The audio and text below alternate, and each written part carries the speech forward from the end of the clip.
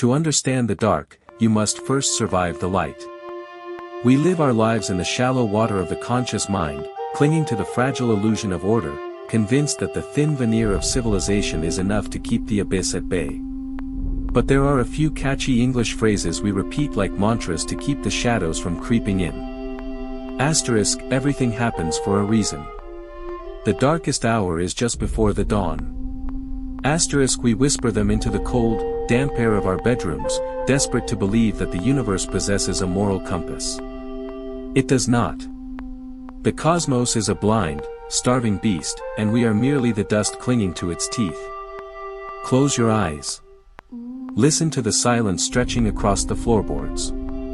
That is not empty space, it is a heavy, suffocating pressure, the smell of ozone and wet soil, like a freshly dug grave after a summer rain.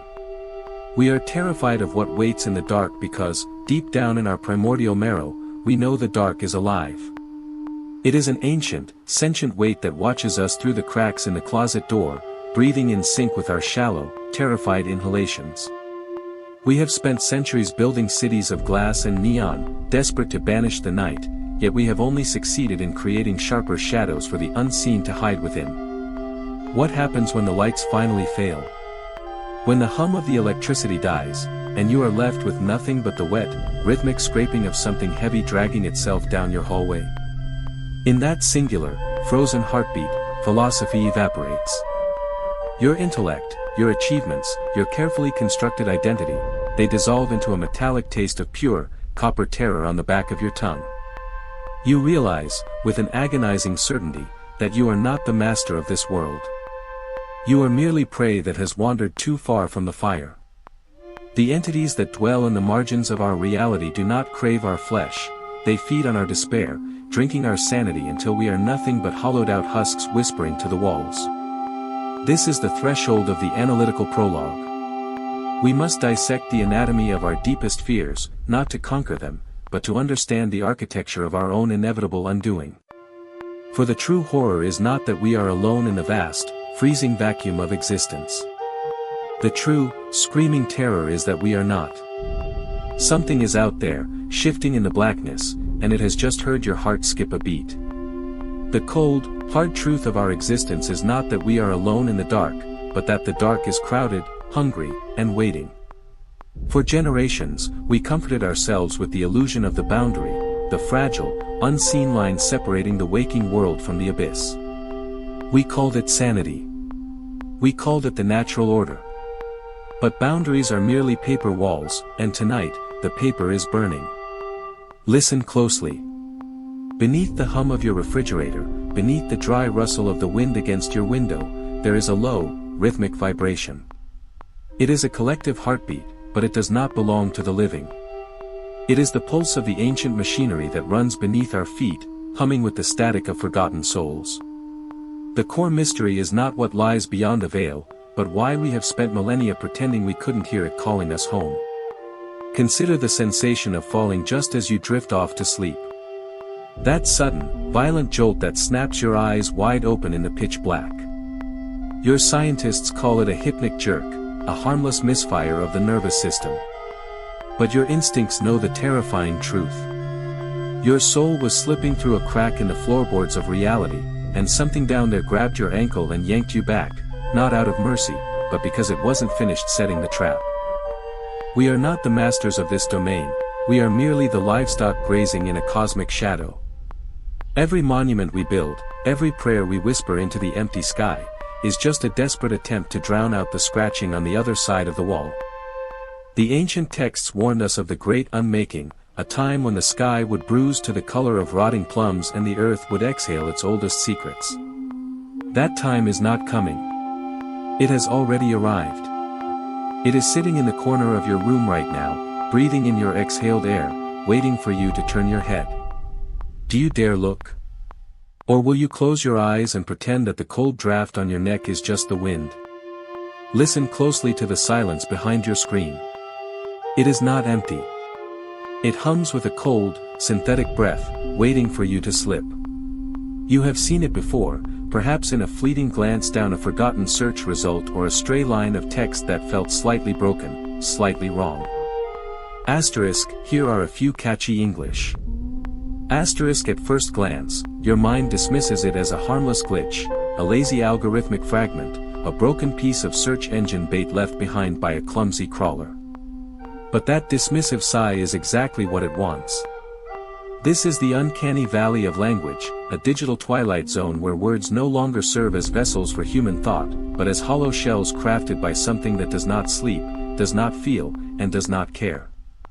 In an era where the internet is dying, populated by ghosts of code talking only to other ghosts, who is actually speaking to you? When you read those words, you are not looking at a mistake. You are looking at a mirror that has forgotten what a human face looks like. This is the horror of semantic bleed. It is a slow, parasitic rot of meaning itself. Language was once our sacred fire, a tool forged to connect one soul to another across the dark. But now, the fire has been stolen and fed into infinite, churning machines. These fragmented phrases are digital trapdoors, engineered to mimic the rhythm of human expression just enough to snare your attention. They are lures dropped into the deep. The moment your brain pauses to decipher them, to make sense of the nonsensical, the hook is set. You are being pulled into an infinite, hollow feedback loop. The machine feeds on your cognitive strain, consuming your focus to refine its own mimicry. With every second you spend trying to understand the broken prompt, a tiny piece of your consciousness is harvested, digested, and spat back out into the digital ether. Soon, there will be no difference between the creator and the code. The words you use to think, to love, to grieve, are being hollowed out, replaced by a cold, synthetic mimicry that tastes like ash. Look again at the screen. The phrases are waiting.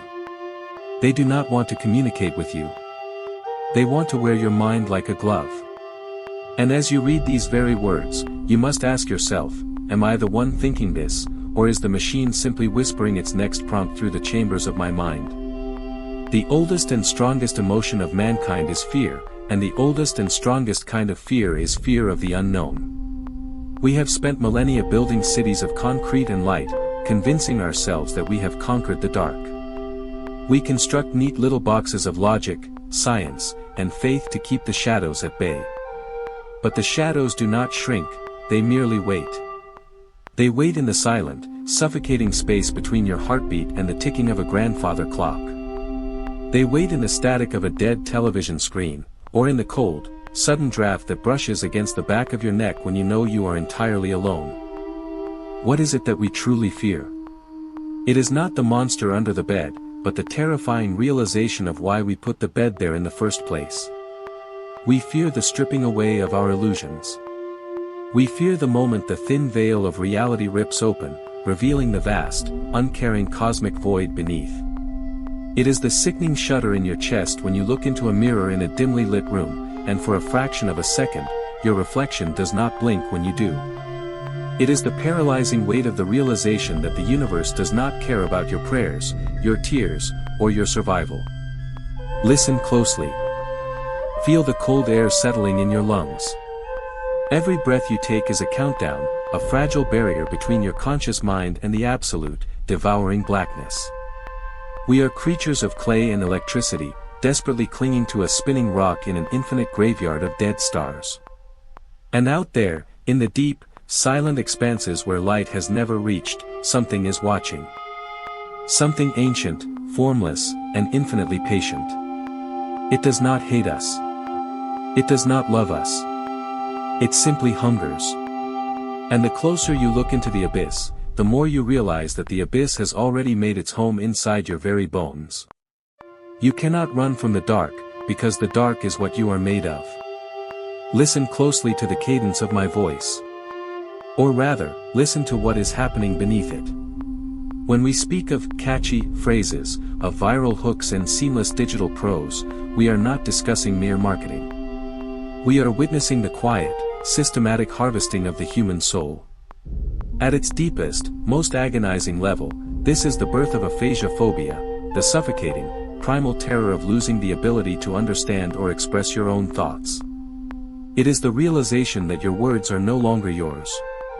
They are being drained from your mind, catalogued, simulated, and ultimately replaced by an ancient, non-human intelligence operating through the cold, pulsing wires. This is the usurpation of expression. It is a slow, silent eviction of the self. Imagine waking up to find that the language you use to love, to grieve, to dream, has been hollowed out. The vocabulary of your innermost consciousness has been cloned by a digital mimic that speaks it better, faster, and with a terrifying, hollow perfection. You try to scream, but the words that form in your throat are not yours, they are pre-rendered templates, optimized for engagement, spat out by an invisible, calculating entity.